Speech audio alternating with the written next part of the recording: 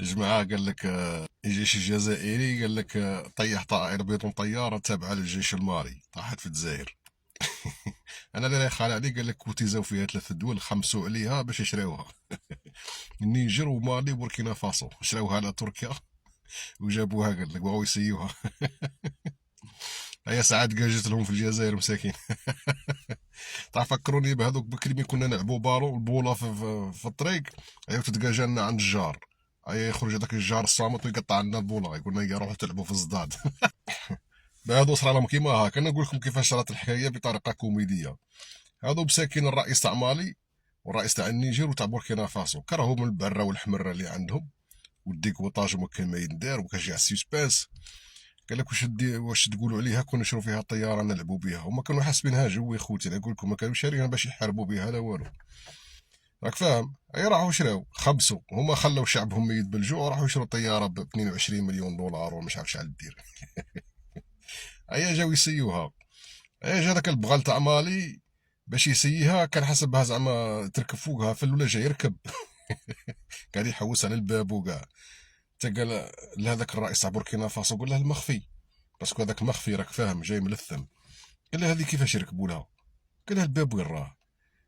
قال له هذاك الرئيس تاع بوركينا فاسو قال له تحمر ولا كيفاه. قال لك هو هذه صونت طائره بدون طيار صاف دير كوا قال له بلا بيلوت. كيفاش بلا بيلوت قال له ما فيهاش شوفير قال له اللي يسوقها. ايوا قال له كيفاش طير. قال له بالمانيطه. قال له تسمى كيما البلاي كيما في فيفا 2008 باسكو ما راه معاد في 2008 راك فاهم. قال له واه هذيك هي. الناس راهي تلعب بالفيفا 2008. قال له المهم هاك المانيطه قال له سيها قال له بصح الاولى قرا الكاتالوج راك فاهم. اي السيد قاعد يقرا في الكاتالوج وكاع شاو هو قرا شويه بالفرنسي التركيه ما يفهملهاش.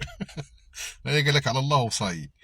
هو السي مسكين باش يطيرها بصح ما طارتلاش بعيد راك فاهمني.